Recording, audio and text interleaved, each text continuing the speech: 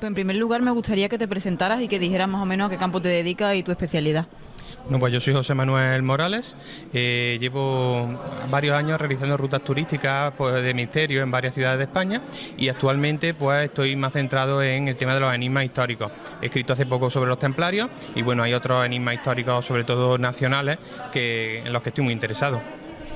Este es el segundo congreso que se realiza aquí en Villalba del Arco. ¿Has estado en el primero? No tuve ocasión, pero la verdad es que la nómina de ponentes era espectacular y me hubiera gustado. ¿Y cómo ves este congreso, el de este año? Muy compensado, se habla de temas muy variados. Por ejemplo, sé que vamos a estar, por ejemplo, Fran y yo hablando de enigmas históricos. Sé que Javier Arrias también va a contar cosas muy interesantes sobre Egipto, sobre objetos malditos. Luego hay lugar para la parapsicología con José Luis Hermida. Creo que está muy compensado y, como te digo, es un cartel muy atractivo y además con un número de ponentes pues sobresaliente. ¿Qué expectativa tienes de tu charla?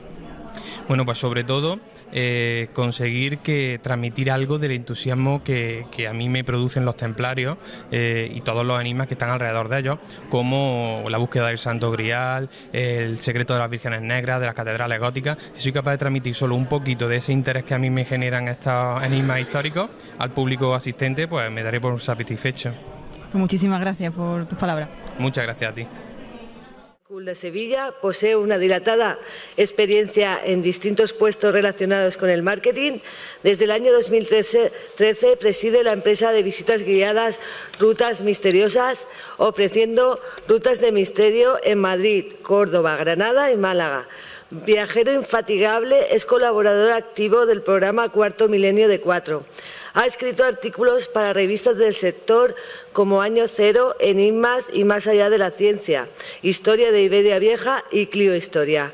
Ha intervenido en programas de radio como Milenio 3 de la cadena SER o Espacio en Blanco de Radio Nacional de España. Además, dirigió y presentó durante 3 temporadas el espacio televisivo Córdoba Misteriosa Televisión y desde hace 4 años publica un reportaje semanal en el Diario de Córdoba.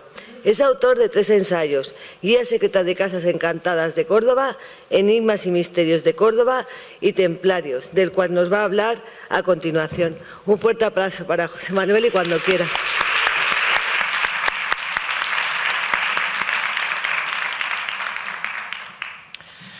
Buenas tardes, se me escucha perfectamente, ¿no?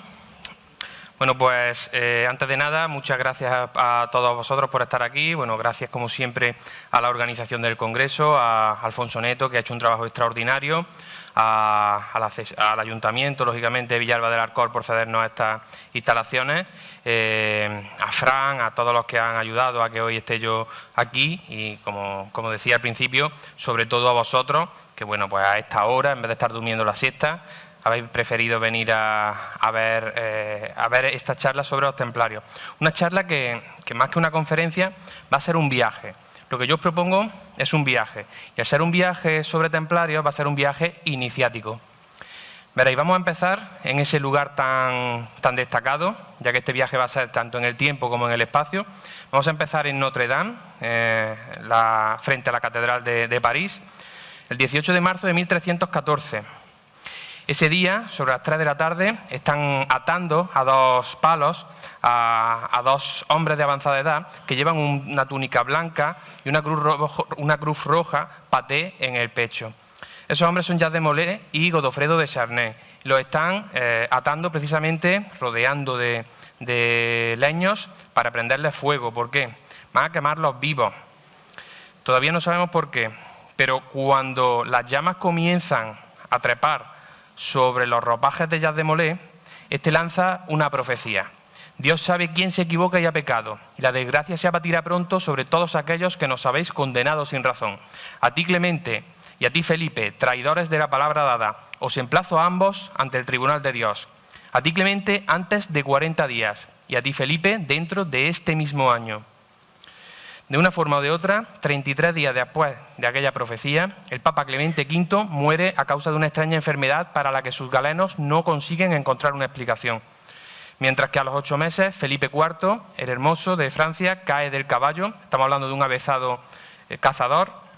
Cae del caballo supuestamente por haberse tropezado con unos ramajes y muere a causa de un derrame cerebral. De una forma o de otra, la maldición que había lanzado aquel hombre de barba blanca, de túnica blanca y de cruz paté en el pecho, se había cumplido. Bueno, pues como os decía, os voy a hablar de templarios. Vamos a hacer un viaje iniciático a través de la historia de los templarios y este viaje nos va a permitir viajar a través del tiempo y del espacio. Pero claro, si es un viaje iniciático, ¿cómo debe comenzar? Yo sé que aquí tenemos un público muy experimentado en temas de misterio y por tanto estoy seguro de que la mayoría sabéis que un viaje iniciático comienza ¿cómo? Con la muerte, ¿no? Cuando uno comienza una iniciación, tiene que morir primero para renacer, ¿no? Para que renazca el nuevo ser. Pues por eso este viaje iniciático comienza con una muerte, con la muerte de los últimos templarios, con la muerte de la Orden del Temple. Bueno, vamos a hablar durante los próximos 55 minutos del origen del Temple, del Arca de la Alianza, de las catedrales góticas, de las vírgenes negras, de si hubo templarios aquí en Huelva. Y os voy a contar al final el secreto de los templarios. Sé que algunos estuvisteis en Zamora viéndome la semana pasada, o cuando fue, es que corre mucho el tiempo, hace ya 2 o 3 semanas, ¿no? Bueno, pues, para mí fue como la semana pasada. Sé que algunos estuvisteis en Zamora viéndome, no voy a contar lo mismo, ¿vale? El final va a ser diferente. Os voy a contar el auténtico secreto de los templarios. ¿Por qué pienso yo que acabaron en la hoguera? A diferencia de lo que normalmente se cree. Pero para situarnos tenemos que comenzar en el año 1090, cuando Tierra Santa cae en manos de los intolerantes turcos. Siguen siendo musulmanes, pero es una rama de la religión de Mahoma diferente. Hasta ese momento el clan de los abasíes era quien controlaba los lugares sagrados y a partir de 1090 los turcos comienzan a realizar una serie de vejaciones a los peregrinos cristianos que quieren visitar los lugares donde ha tenido lugar la pasión de Cristo. Esas vejaciones llegan las noticias aquí a Europa y el Papa Urbano II pues, se lleva las manos a la cabeza, dice que eso no puede seguir ocurriendo y entonces invoca una cruzada para recuperar Jerusalén, para recuperar los lugares donde tuvo lugar la pasión de Cristo, para que los cristianos puedan peregrinar hasta allí de una forma segura. En solo 4 años consiguen recuperar Jerusalén, se instalan para mantener la posesión de esos territorios. Y unos añitos después, en el año 1118, el Balduino II, que es el rey cristiano, acababan de ese año de ponerlo como rey, antes había estado su hermano, pues Balduino II, que es el rey cristiano de Jerusalén en aquel momento, recibe la visita de Hugo de Payens, un noble francés, y 8 caballeros más franceses, que vienen enviados por el conde de Champaña. El conde de Champaña es uno de los nobles más eminentes del momento, de la zona de la Champaña. Estos hombres le ofrecen un pacto a Balduino II. Él tiene un problema, que es que los peregrinos siguen yendo a Jerusalén y siguen encontrándose un montón de asaltadores, alimañas por el camino, necesitan protección. Entonces, estos 9 hombres le ofrecen que ellos se van a encargar de la seguridad de todos esos peregrinos que visitan Jerusalén y a cambio él solamente tiene que dejarles instalarse en un lugar muy concreto, las caballerizas del antiguo Templo de Salomón. No estamos hablando de cualquier sitio, estamos hablando de un lugar mítico, como sabéis todos, según las Sagradas Escrituras. Pero durante los años siguientes, y aquí comienza el misterio de los templarios, es decir, comienza incluso antes de fundarse la orden, durante los años siguientes, en vez de cumplir con su objetivo, en vez de cumplir con esa misión, con ese compromiso que habían adquirido con el rey de Jerusalén, se concentran en realizar una serie de excavaciones que podríamos decir arqueológicas. Esto lo sabemos, esto está demostrado. En el siglo XIX aparecieron una serie de mangos templarios en algunas grutas subterráneas que se encuentran en las inmediaciones del Muro de las Lamentaciones. Por lo tanto, sabemos que los templarios, esos 9 caballeros, estuvieron excavando en los subterráneos, en las grutas del subsuelo del templo, el lugar donde estaba el templo de Salomón. ¿Qué iban buscando? Todavía no lo sabemos. Lo que sí que sabemos es que en el año 1125 encontraron algo. Algo tuvieron que hallar porque el conde de Champaña, que era el ideólogo de toda esta misión, que era el que había financiado ese desplazamiento, que era el que posiblemente les había suministrado alguna información privilegiada, abandona a su familia y parte urgentemente hacia Tierra Santa para unirse a esos 9 caballeros. Esos 9 caballeros que están instalados en un lugar que se llama el Templo de Salomón y por eso comienzan a ser conocidos como los caballeros del Temple. Son franceses, por lo tanto, templo en francés se dice Temple. Aquí, en España, los conocemos como los templarios, pero o como los caballeros del templo sería la traducción fidedigna de los caballeros del Temple. Bueno, pues este conde de Champaña, este noble francés, se une a esos 9 caballeros y ya con él, esos 9 y él, o sea, 10 caballeros, vuelven de Tierra Santa y en 1128 se celebra el Concilio de Troyes, donde Bernardo de Claraval, que es el religioso más eminente de su época, podríamos decir que era justo el que iba por debajo del Papa, crea una figura, una especie de marco jurídico para estos caballeros, crea la figura del monje guerrero. ¿Qué significa esto? ¿Por qué es importante? Bueno, esto marca un antes y un después, porque hasta ese momento los musulmanes podían realizar la guerra santa, podían realizar la yihad, sin perder su lugar en el cielo. A los musulmanes se les permitía matar cristianos siempre y cuando fuera por la gloria de Alá. Pues a partir de 1128 a los cristianos también se les permite matar musulmanes, matar judíos y matar enemigos de la fe cristiana, siempre y cuando sea por eso, por la gloria de Dios. A partir de ese momento se funda la Orden del Temple oficialmente y Hugo de Payens, ese primer líder de esos 9 caballeros, comienza un periplo por toda Europa en el que va afiliando señores feudales, consiguiendo donaciones y haciendo que la orden comience a crecer. Durante los primeros años no han permitido absolutamente a nadie que meta sus narices en esos trabajos arqueológicos secretos que ellos estaban realizando en el Templo de Jerusalén. Y a partir de este momento parece que comienza la expansión. Comienzan a querer que los nobles aporten su dinero y que nuevos miembros engrosen las filas de la orden. De hecho, en solo un año son capaces de reclutar 300 caballeros.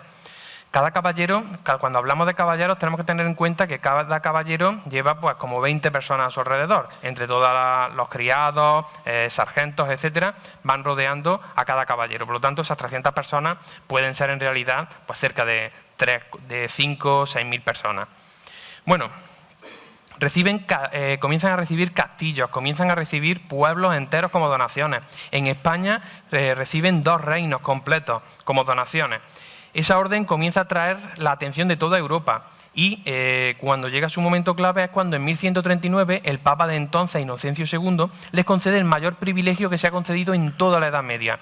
Les libera del poder de los papas, les libera del poder de los reyes locales, les libera del poder de los obispos locales y a partir de ese momento solamente deben rendir cuentas ante el Papa. O sea, tienen vía directa con el Papa y no deben pasar, aunque estén en Francia, no dependen en ningún momento del rey de Francia. Si están en Aragón, no dependen del rey de Aragón.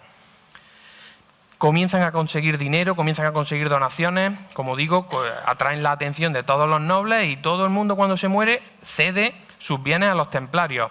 ¿Por qué todos esos privilegios hacia ellos? Ya lo veremos. Crean, con todo ese dinero que comienzan a acumular, crean el crédito bancario. Hasta ese momento la Iglesia no permitía a los cristianos prestar dinero y luego cobrar comisiones, porque eso era una práctica normalmente judía, lo llamaban usura, y entonces hubiera sido una herejía. ¿Qué hicieron los templarios? Inventaron la contabilidad B, como diríamos hoy en día. Ellos lo que hacían es que si te prestaban 100 maravedíes, ponían en el contrato que te habían prestado 120. ¿Para qué? Para que tú luego, cuando les devolvieras los 120, de alguna forma estaban camuflando un 20% de comisión. Así que podemos considerarlos como los inventores del dinero negro, ¿no? de las cajas B de las empresas. También pusieron las semillas de la banca moderna. Todas esas, como ellos eran reinos independientes dentro de los propios reinos, todas esas encomiendas, todas esas ciudadelas, las convirtieron en una especie de sucursales bancarias, de forma que esa idea que tenemos hoy de que si yo, aunque viva en Córdoba, estoy aquí en Huelva, necesito dinero, me acerco a una sucursal bancaria, pues ellos hacían lo mismo. Tú estabas haciendo el Camino de Santiago y si necesitabas sacar dinero, inventaron una especie de procedimiento para poder extraer parte del dinero que tú previamente habías ingresado. Por lo tanto, pusieron las semillas del sistema liberal que reina hoy en Europa. Y, muy importante, financiaron gran parte de las catedrales góticas.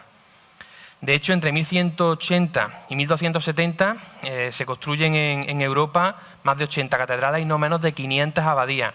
Y en aquel momento, en un momento de máxima depresión económica, la única organización que tenía dinero para financiar todo esto eran los templarios.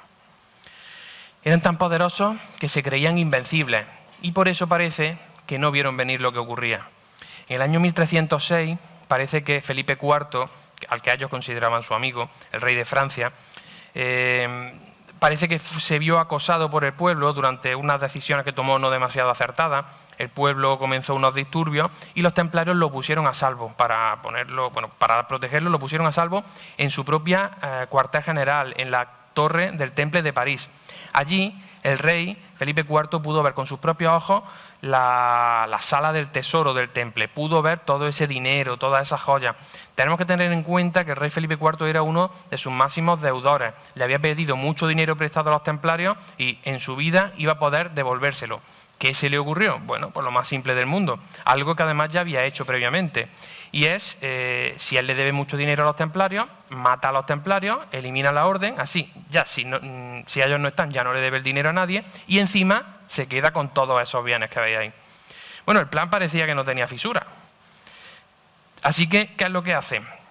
Como en aquel momento las comunicaciones eran mucho más lentas, tarda aproximadamente 6 meses en organizar esa conspiración, envía documentos sellados con el sello real a sus distintos jefes de la Guardia Real que tiene distribuida por toda Francia, y esos documentos tienen una orden muy explícita, no pueden ser abiertos hasta la madrugada del viernes 13 de octubre de 1307. Es decir, durante meses esos pergaminos están ahí sellados, nadie sabe lo que contienen, y cuando llega ese día concreto, el viernes 13 de octubre de 1307, al unísono se despliegan por toda Francia. Los jefes de la Guardia Real ven cuál es la orden es apresar a todos los templarios y consigue su cometido. Esa misma mañana todas las fuerzas reales se hacen a las armas, se aproximan a las distintas encomiendas templarias y fijaos qué curioso, se las encuentran abiertas. Es como si los templarios estuvieran esperándoles, pero no solo esperándoles, casi provocándoles, ¿no? Casi diciendo, venga, entrad si queréis. Estamos hablando de que el Temple era la fuerza militar más poderosa del momento. Sus hombres eran los mejores entrenados. Ni un solo soldado de Felipe IV hubiera sido capaz de entrar en una encomienda templaria si ellos no hubieran querido. Y sin embargo, ellos lo permitieron. Pero claro, como estaban esperando la visita, ¿qué encontraron estas guardias reales? Absolutamente nada. No hallaron ni un solo documento, ni una sola reliquia. Y esa sala del tesoro, que 6 meses antes estaba repleta de joyas y de dinero, estaba completamente vacía.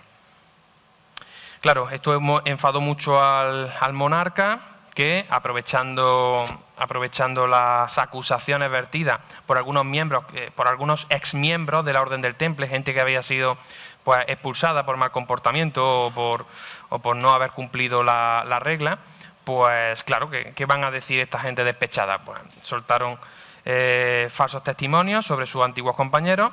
Aprovechando estos falsos testimonios, el rey pues puso a los templarios en manos de la Inquisición y estos, bajo tortura, pues consiguieron que incluso el Gran Maestre confesara lo que ellos querían.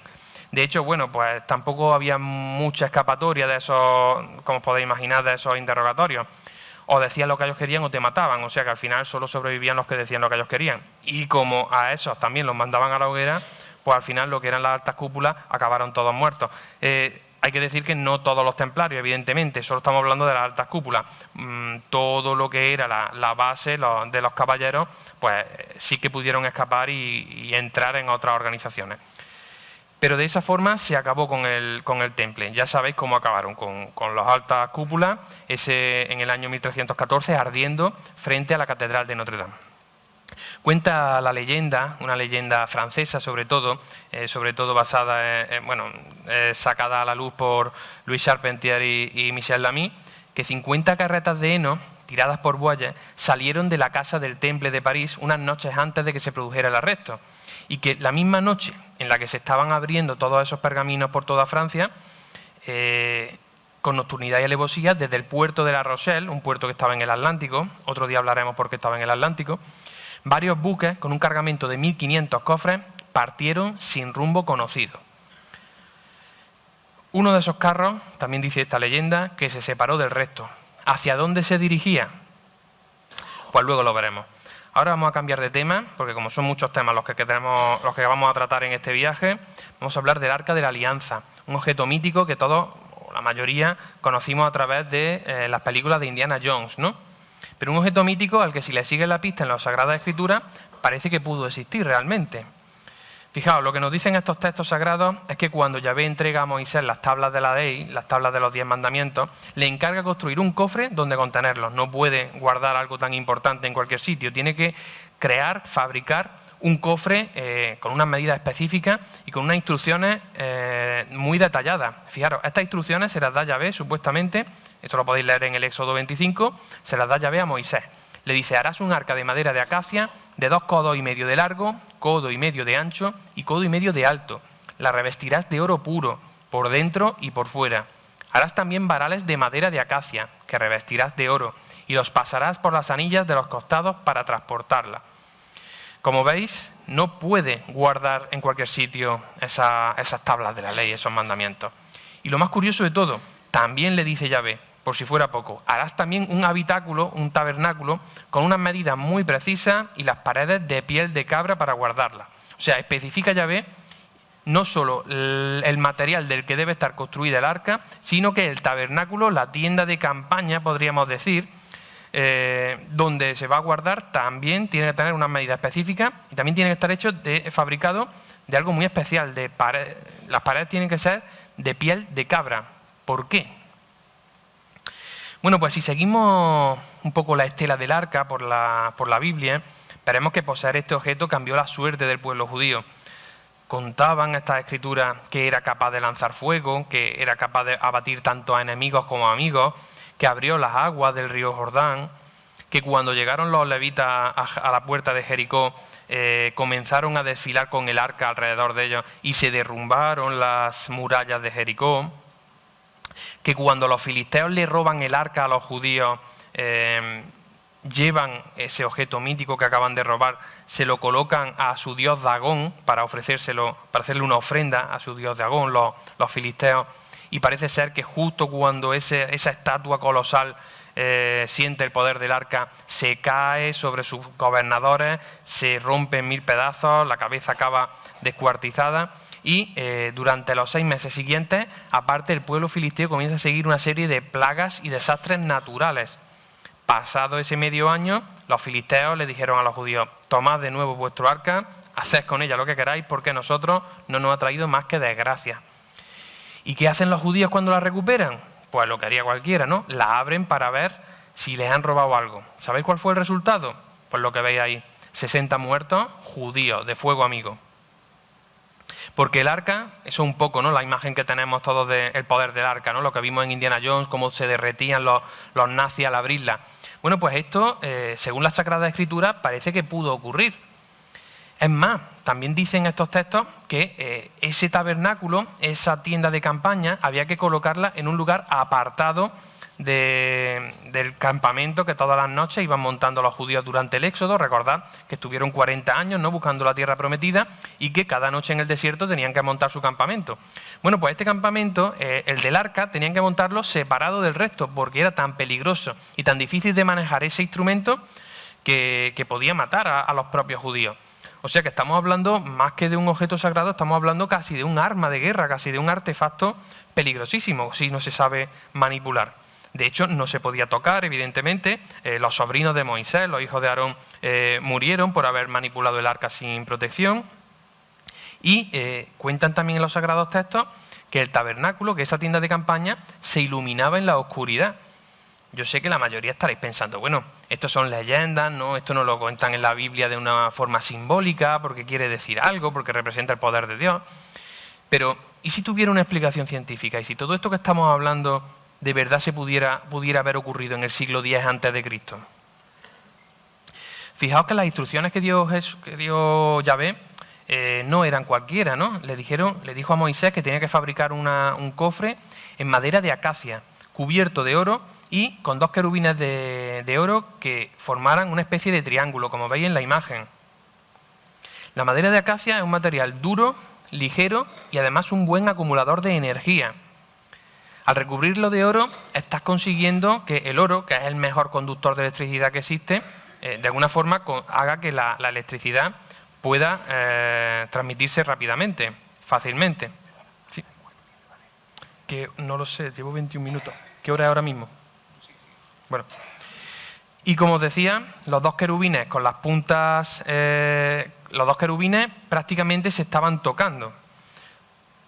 ¿Y si lo que hubieran construido hubiera sido una pila eléctrica? Estamos hablando del siglo X a.C. Yo sé que es un poco aventurado decir esto, pero es que en el siglo pasado, en el siglo XX, a mediados del siglo XX, se hizo el experimento, se construyó un cofre exactamente con las mismas medidas, con los mismos materiales que se explican en el Éxodo, y efectivamente parece ser que se consiguió crear una pila eléctrica con algunos voltios, con los suficientes para electrocutar a una persona.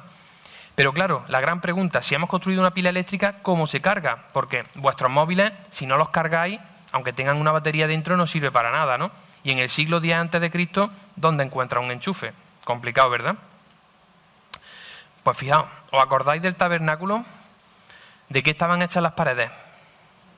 Piel de cabra, ¿no? ¿Por qué insistió Yahvé en que las paredes fueran de piel de cabra y no podían ser de otro material? Pues fijaos, porque la piel de cabra es un auténtico, es un gran, digamos, generador de electricidad estática. Cuando ahora en invierno nos ponemos esos abrigos, esos jerseys de pelito, si los frotamos mucho, al final acaba dando una pequeña, no podemos decir descarga, pero sí que da un poquito de vibración, ¿verdad? A veces nos da un poquito de electricidad y si tocamos algo, a veces nos da electricidad, ¿verdad? Bueno, pues la piel de cabra multiplica ese efecto. Si os pusierais un jersey de piel de cabra, esas pequeñas descargas serían mucho más grandes.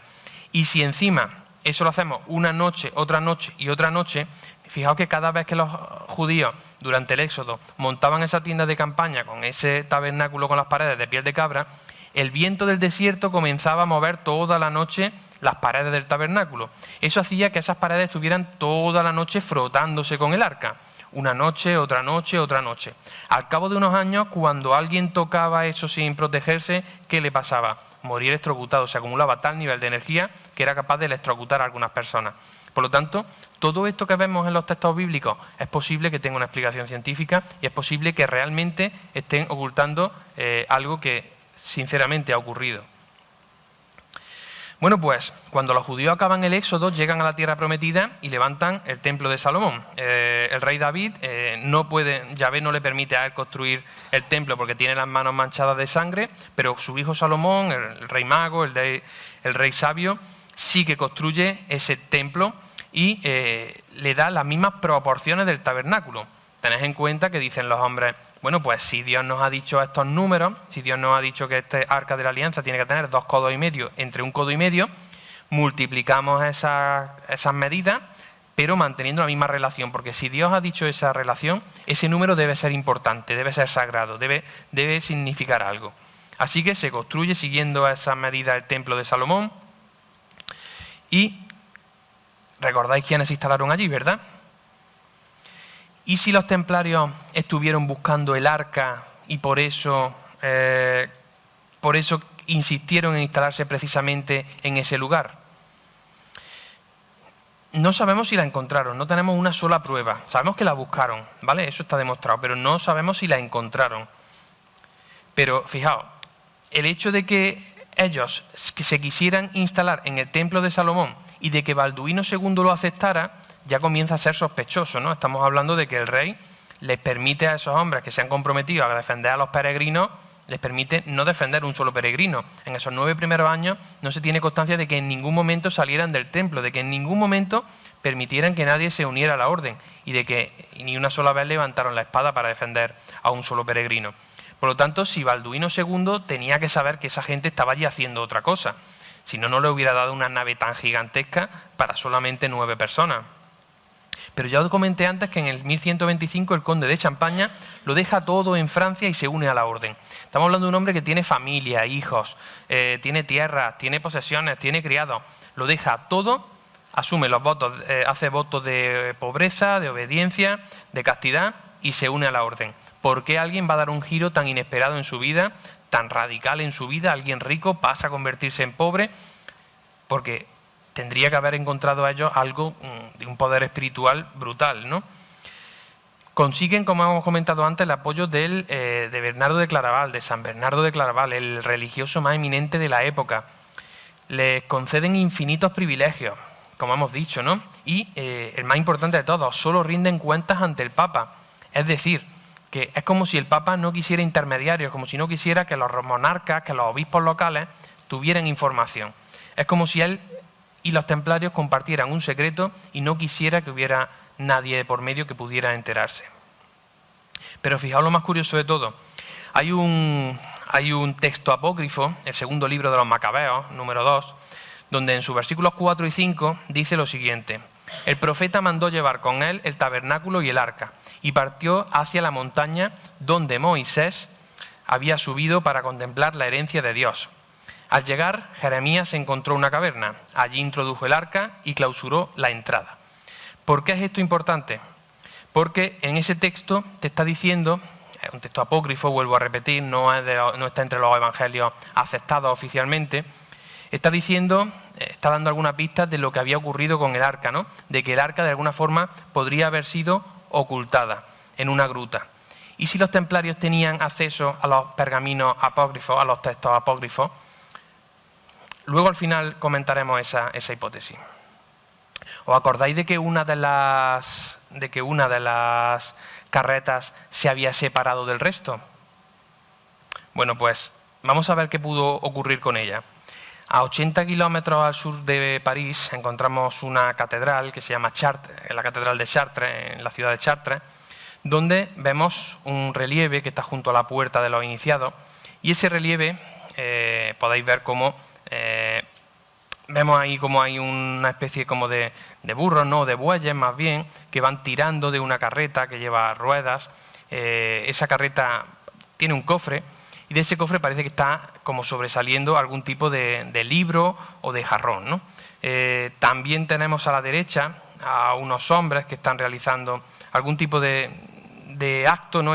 Uno está como agachándose, aunque durante la Revolución Francesa pues fueron un poco dañadas esos relieves, pero todavía podemos apreciar como el hombre que sujeta ese cofre tiene barba, ¿no?, tiene una túnica, y además lo más curioso de todo es que ese cofre no lo toca directamente, sino que se está de alguna forma protegiendo, ¿no? Se está de alguna manera, podríamos decir que no quiere tocarlo directamente. Bueno, pues eso es muy sospechoso, pero más sospechoso todavía si debajo pone el texto amititur arca quederis, es decir, ahí va el arca que has de entregar. Para algunos, quederis sería una deformación de foederis, que significaría el arca de la alianza. Ahí va el arca de la alianza. Bueno, pues precisamente en este lugar, en esta catedral de Chartres, se produce un fenómeno lumínico cada 21 de junio, en el cual durante unos segundos solamente, a eso de la 1 del mediodía, que es la hora solar allí, que es el mediodía solar allí, pues el sol se coloca en un punto exacto en el que un rayo de luz se cuela por un agujerito, por un óculo que está perforado en la vidriera de San Apolinar, se cuela, cruza toda la nave del Evangelio de la catedral y va a posarse sobre un alambrito que sobresale del suelo de una loseta que es totalmente diferente al resto. Bueno, pues como podéis ver, en esa catedral están señalando a un lugar. ¿Por qué están señalando a un lugar en una catedral que además tiene las mismas proporciones que el Arca de la Alianza? Una catedral que está construida de una forma tan parecida y que además tiene en la puerta ese relieve que hace alusión a esta leyenda de la que os hablaba. ¿Es posible que esos hombres barbados con túnicas blancas que no tocan el cofre directamente estén haciendo alusión a que en algún lugar de esa catedral está enterrada este mítico arca? Pues no lo sé. Pero ya que estamos hablando de Chartres, vamos a comenzar a hablar de catedrales góticas. Mirad, sin que nadie supiera ni cómo había surgido, ni dónde habían aprendido todos esos maestros constructores, en el año 1130 ya se había extendido por toda Europa una nueva arquitectura. Una arquitectura que está caracterizada sobre todo por 5 puntos. Fijaos, la elección del lugar. Las catedrales góticas no se levantan en cualquier sitio, siempre se han construido sobre templos anteriores, o bien templos románicos, o bien templos que habían sido utilizados por los celtas, o por los romanos, o lugares donde había antes dólmenes, menhires, bueno, lugares que han sido sagrados, mágicos sagrados, desde el principio de los tiempos. La elección del lugar, por eso pongo la imagen de la Catedral de León, porque León es un claro ejemplo de el lugar es importante. Fijaos, en este sitio, en León, hubo que construir la catedral en un lugar tan exacto, en un lugar preciso, hasta el punto de que había que destruir parte de la muralla defensiva de la ciudad para construirla ahí. No podían construir la catedral 5 metros más para acá, sino que tenían que construirla ahí y hubo que llegar a derribar parte de la muralla defensiva. Veis también las antenas, ¿no?, que suelen caracterizar las catedrales góticas. Ahí veis la catedral de Burgos, que está caracterizada, bueno, pues por esas antenas tan emblemáticas. Pero también veis cómo la piedra se sustituye por vidriera, cómo gran parte de lo espectacular de las catedrales góticas se lo debemos a la luminiscencia que entra por la vidriera.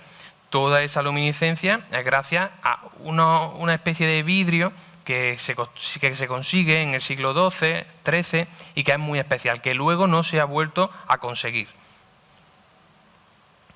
Bueno, pues de esta manera, con la elección del lugar se está consiguiendo la energía telúrica, ¿no?, la energía que emana del suelo, que los antiguos creían que emanaba del suelo. También con las antenas se está pretendiendo capturar la energía cósmica, la que ellos pensaban que volaba por el cielo. Con la luz, con la lumínica, se está consiguiendo que esa energía del sol entre en el templo y ya no lo abandone. Pero es que durante la misa se hacía que los fieles pues cantaran, rezaran, y con toda esa energía estaban desprendiendo también energía humana. Y quizá lo más interesante de todo, tenemos la energía acústica, porque durante esos cánticos pues también se desprende una energía.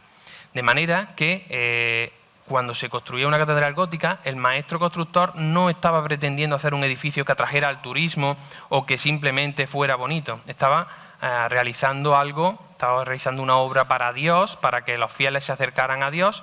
¿Y cómo lo hacía? Pues intentando reunir dentro de ese templo, dentro de esa caja de resonancia, todos los tipos de energía conocidos: telúrica, cósmica, lumínica, humana y acústica, que era lo que ellos conocían hasta el momento. También a estas catedrales le aplicaron ese número que antes os comenté, que ellos consideraban que podía ser sagrado, ¿no?, porque tenía las proporciones que había dicho Dios, las proporciones que había dicho Yahvé a la hora de construir el Arca de la Alianza: 2,5 entre 1,5, es decir, el resultado 1,666. Catedrales como la de Chartres o como estas otras que hemos comentado góticas que hay en España también tienen esas proporciones. ¿Por qué? Pues porque los maestros constructores estaban intentando construir reproducciones gigantescas del Arca de la Alianza. Vuelvo a repetir, ellos no estaban haciendo un edificio para captar turismo, ellos estaban realizando edificios donde se concentrara toda la energía para que los fieles durante la misa entraran en estados alterados de conciencia y de esa manera pudieran encontrarse más cerca de la divinidad, pudieran conectar con lo más alto. Todas estas catedrales, que la mayoría se construyeron en Francia durante esa época, estaban consagradas a Nuestra Señora. Y eso nos lleva también al siguiente enigma, al secreto de las vírgenes negras. Ahí veis la Virgen de Montserrat, que es probablemente una de las que conserva mejor los rasgos de las antiguas vírgenes negras. Sé que hay otras muchas vírgenes negras en la actualidad, pero que la mayoría han sido talladas en el siglo XX, además en la última etapa del siglo XX, pues porque durante la Revolución Francesa o durante la Guerra Civil han desaparecido las tallas y luego se han construido otras, se han tallado otras, pero que ya no se parecen a la original. Pero la moreneta sí que se ha conservado desde hace mucho tiempo y sí que es una de las que guarda los rasgos más parecidos a los originales. Si os fijáis, si analizamos los rasgos de la moreneta, de la madre, de la Virgen, pues veréis que no parecen rasgos españoles, no se parecen a los de un latino, ¿no? Estamos viendo que tiene los ojos almendrados, que tiene la nariz muy alargada, tiene la boca pequeña, los pómulos altos. Y si os fijáis, se parece mucho, recuerda mucho al famoso escriba que está en el Museo del Louvre, el famoso escriba de Egipto, que es uno también de las figuras que mejor resume los rasgos egipcios. Eso se debe a que las vírgenes negras, la moreneta incluida, lo que hacen no es más que copiar o simular la iconografía de Isis con su hijo Horus. De hecho, ahí podéis ver cómo las vírgenes negras no son más que una reproducción de Isis y Horus. ¿Por qué? Pues porque los templarios fueron quienes aprendieron en Egipto el culto a Isis y se lo trajeron aquí a Europa, lo importaron a Europa. Pero, como no podían, lógicamente, rendir culto a Isis de forma abierta, ¿qué es lo que hicieron? ocultar los ojos de la Iglesia. ¿Cómo? Disfrazando a Isis de Virgen María. De esa manera estaban ellos consiguiendo poder rendir culto a Isis sin que la Iglesia los condenara por herejía. Pero claro, ¿ellos rendían culto a Isis? ¿Realmente ellos querían rendir culto a una diosa egipcia? Para nada, ellos lo que querían rendir culto era a la diosa madre. Vieron que los egipcios lo hacían a través de la diosa negra, a través de Isis, pero ellos no tuvieron ningún reparo en hacerlo, en hacer ese culto a la diosa madre a través de lo que habían aprendido, pero bueno, realmente ellos a quien querían rendir culto era a lo que representa, a los valores que representa la diosa madre, a la naturaleza, a la fecundidad de la tierra, a todo lo que podría representarse. Veis que María y Jesús eran representados en Europa a partir de 1200, 1300, como vemos en la imagen, ¿no? O como hemos visto que actualmente se está rindiendo culto en Barcelona, por ejemplo, en el Templo de Montserrat. Pero también vemos que en el 700 a.C. ya los romanos estaban rindiendo un culto muy parecido a la madre con el niño, a esa diosa de la fecundidad.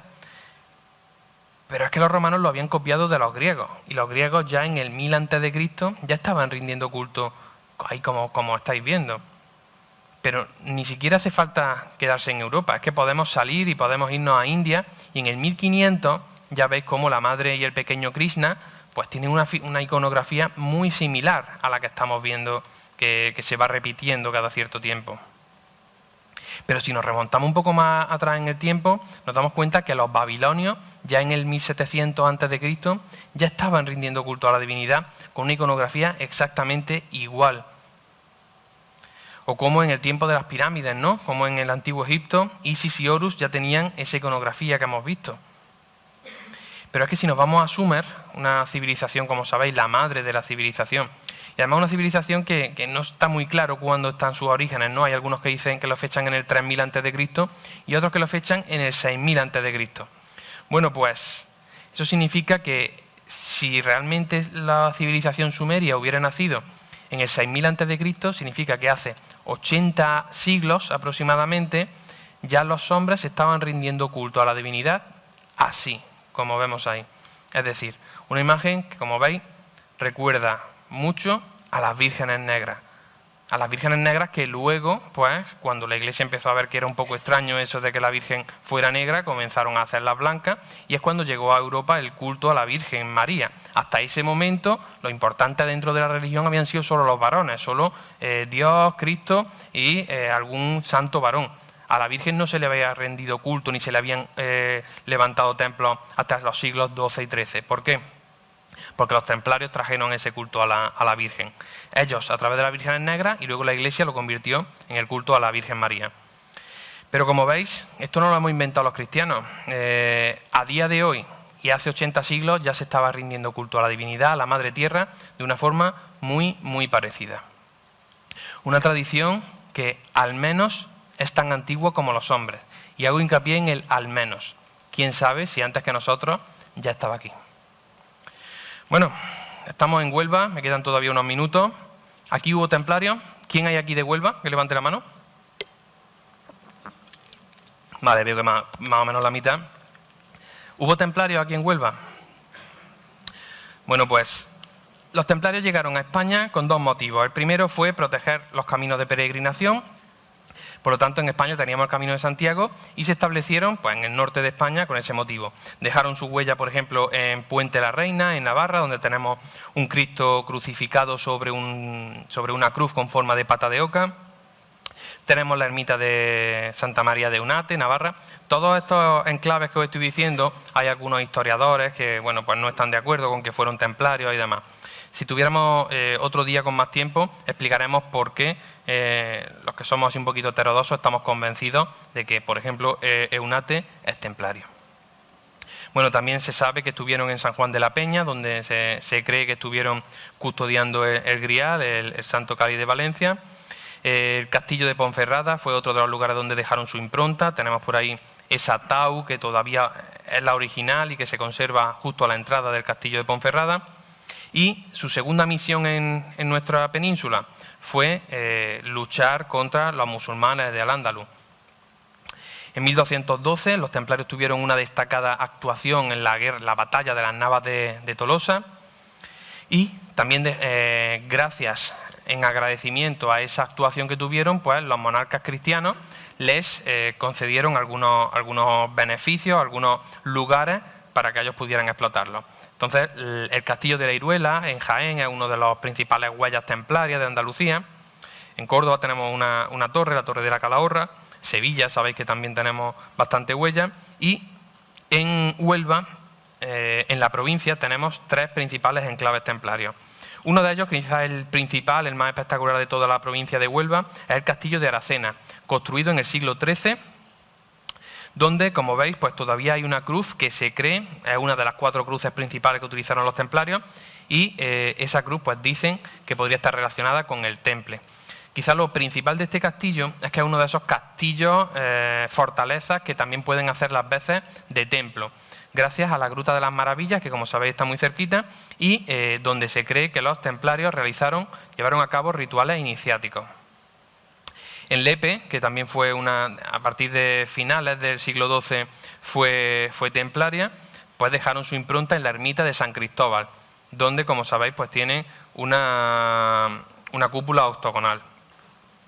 No todo lo octogonal es templario, ojo, pero parece que la de Lepe sí. Y tenemos también en Trigueros, que sería el tercer enclave templario, el que cerraría el triángulo templario dentro de la provincia de Huelva, tenemos la iglesia de San Antonio Abad, donde también se cree que estuvieron los templarios. Bueno, y estos últimos minutos de la conferencia los voy a utilizar para contaros cuál creo yo que es el secreto de los templarios. Fijaos, he seleccionado algunos textos que están tanto en los evangelios apócrifos como en los canónicos. Por ejemplo, de los canónicos os voy a decir algunos versículos que a mí especialmente me llaman la atención.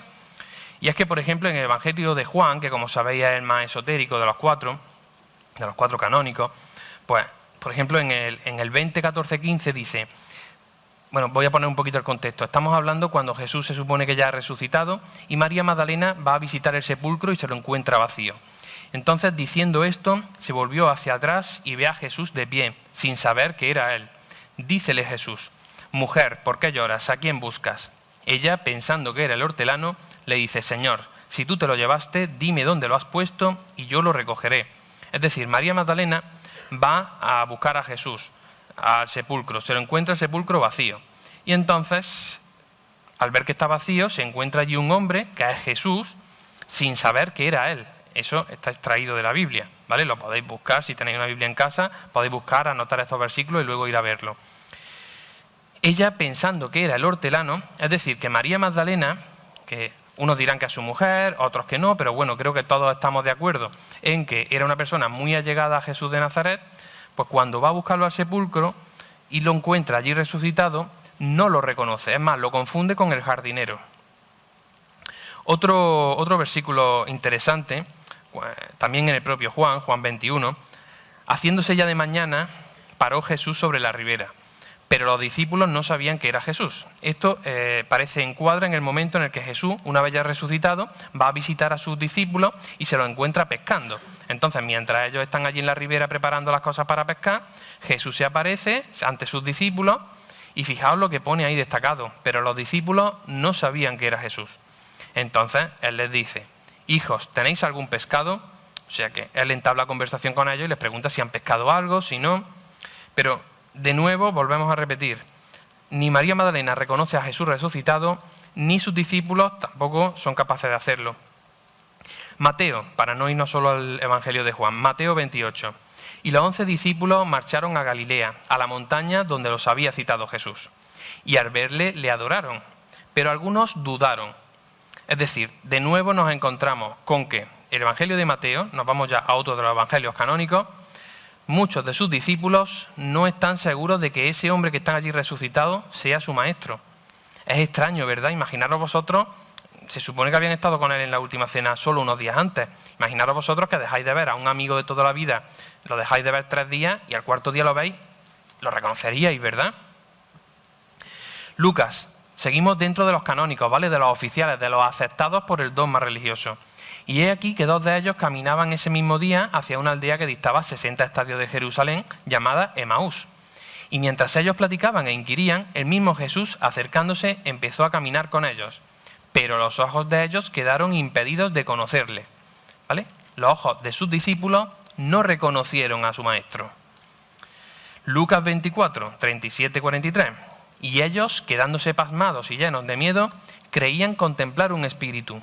Sin creerlo ellos aún por causa de la alegría, y quedándose suspensos, él les dijo: ¿tenéis aquí algo que comer? Y ellos le dieron un trozo de pez asado. Y tomándolo, lo comió delante de ellos. Es decir, que Jesús resucitado, se cree que es el que resucitó en forma de espíritu, no en forma espiritual, pues llegó incluso a comer. Algo sumamente extraño. Eso está en la Biblia, eso no me lo he inventado yo. Lo que pasa es que normalmente pues no nos paramos, bueno, normalmente nadie lee la Biblia, pero si alguien la lee no se para a reparar en esos detalles. Entonces, fijaos qué cuestiones tan interesantes se desprenden de estos evangelios oficiales, canónicos. ¿Por qué sus discípulos no reconocían a alguien tan cercano? Estamos hablando de sus discípulos más cercanos, su propia, supuestamente, mujer, María Magdalena. ¿Por qué sus apariciones siempre se producían o bien cuando estaba ella sola, o bien cuando estaban los otros en alta mar, o bien siempre en parajes desérticos? Si Jesús de Nazaret resucitó y quería triunfar frente a los que le habían condenado, ¿no?, a Herodes y Poncio Pilato, ¿por qué no se presentó delante de ellos? ¿Por qué no se presentó en medio del templo de Jerusalén? ¿Por qué no lo hizo en medio de la plaza para cantar su triunfo a los 4 vientos? ¿Por qué lo hacía siempre en parajes desérticos y abandonados? ¿Temía acaso que las legiones romanas lo capturaran? Si es un espíritu, ¿cómo lo van a capturar? No es posible. ¿Y por qué? Lo más curioso de todo, lo más increíble de todo, ¿por qué necesitaba alimentarse? ¿Cómo, si tiene una forma espiritual, si ha renacido, si ha resucitado en forma espiritual, por qué se come un pescado? Mateo. A ver, el motivo a esto es que ya había un run en la Jerusalén de la época, había un run que decía que Jesús no había resucitado realmente, sino que los discípulos habían robado de la tumba, del sepulcro, habían abierto el sepulcro por la noche, habían robado el cuerpo y habían fingido la resurrección, sustituyendo a Jesús por un hermano gemelo.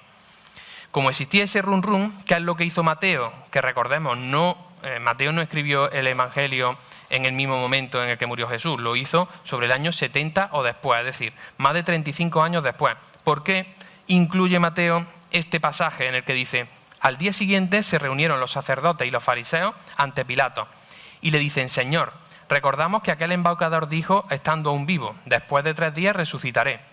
Manda pues que se asegure su sepultura hasta el 3er día, no sea que viniendo sus discípulos lo roben y digan al pueblo: resucitó de entre los muertos.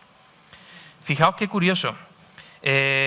Mateo, de alguna forma, podríamos decir que inventa este texto para acabar con ese run. Él dice: hay un run. Están diciendo muchos que Jesús no ha resucitado, que ha sido suplantado, que los discípulos han robado el cuerpo y lo han suplantado por su hermano gemelo. Bueno, pues voy a hacer un texto donde demuestro que esto no es cierto.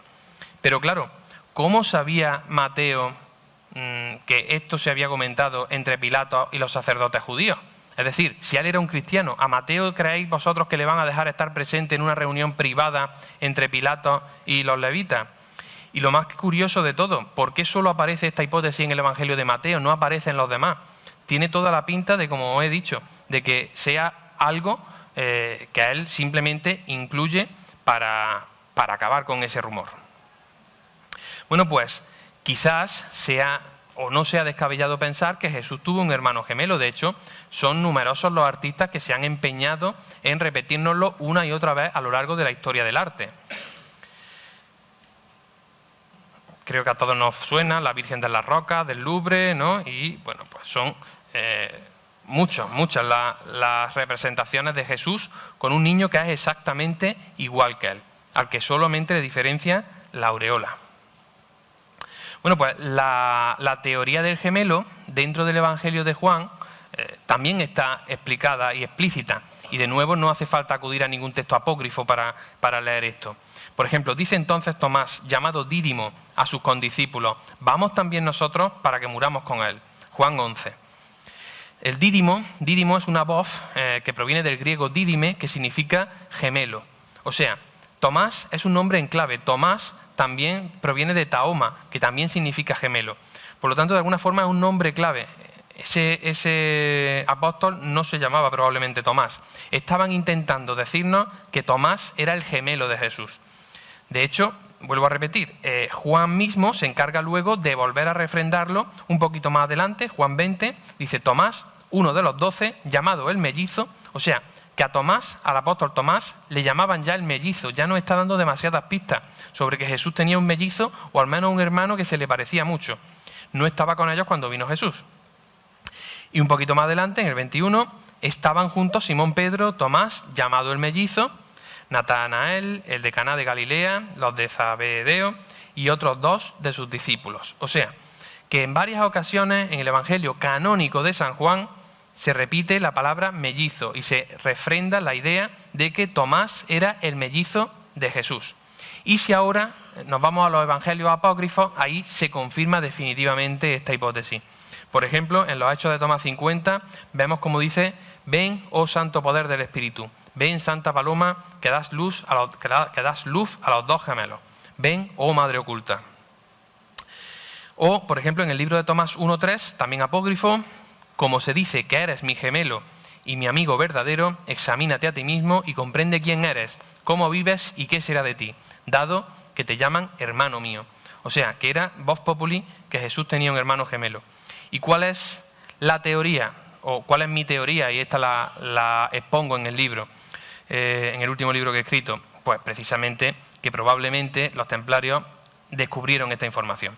Fijaos que antes hemos comentado que los templarios quizás disponían de esa información, quizás no, probablemente, o casi con toda seguridad, los templarios disponían de esa información privilegiada que les permitió buscar el arca de la alianza en las caballerizas del antiguo templo de Salomón. Esa información la pudieron obtener solo si tenían acceso a los evangelios apócrifos, a estos libros apócrifos, ¿no? Al segundo libro de los Macabeos. Pues eso confirmaría que ellos tuvieron acceso a estos textos apócrifos. Y probablemente ese fue el motivo por el que acabaron así, por el que acabaron en la hoguera. Porque por un lado tenemos la parte pragmática, ¿no? La parte económica. A Felipe IV el Hermoso les venía muy bien deshacerse de ellos porque quería apoderarse de todo su dinero. Pero por otro lado tenía que tener el visto bueno del Papa. Ellos dependían del Papa y Felipe IV el Hermoso nunca hubiera podido acabar con la Orden del Temple si no hubiera tenido el beneplácito del Papa. ¿Por qué lo consiguió? ¿Por qué el Papa dio su visto bueno a esta conspiración? Porque se habían convertido en una orden incómoda para la Iglesia. Porque los templarios de alguna forma habían descubierto toda la corrupción que había en la Iglesia del momento, tenían acceso a esos evangelios que explicaban cómo era el cristianismo original y veían que el obispado, que el papado de la época no tenía absolutamente nada que ver con el organismo, con el cristianismo original, con cómo deberían ser los valores cristianos. Y por eso ellos eran incómodos, aparte de eso tenían mucho poder. Todo ese poder podía hacer que de alguna manera, si toda esta información viera la luz, si hubiera tambaleado lo que son las bases, ¿no? los cimientos del cristianismo del momento, y por eso para el Papa era providencial acabar con los máximos mandatarios de la Orden del Temple, que recordemos eran los que tenían acceso a la información privilegiada. El hortelano, el constructor, el panadero, esos también formaban parte de la encomienda, eran importantes para la Orden del Temple, pero no tenían acceso a la información, podríamos decir, comprometida. Por eso, esa es mi teoría, y bueno, y si queréis fundamentarla un poco mejor, pues tengo tengo un libro que tiene dos versiones, la del Círculo de Lectores y la de Luciérnaga, y ahí podréis encontrar mucha información. Muchas gracias.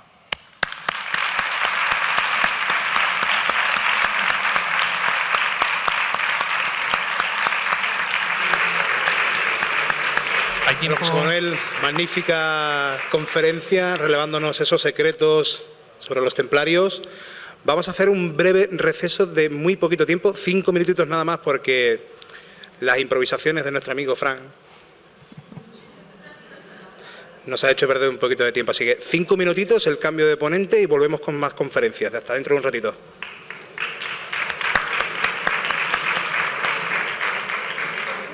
Bueno, 6...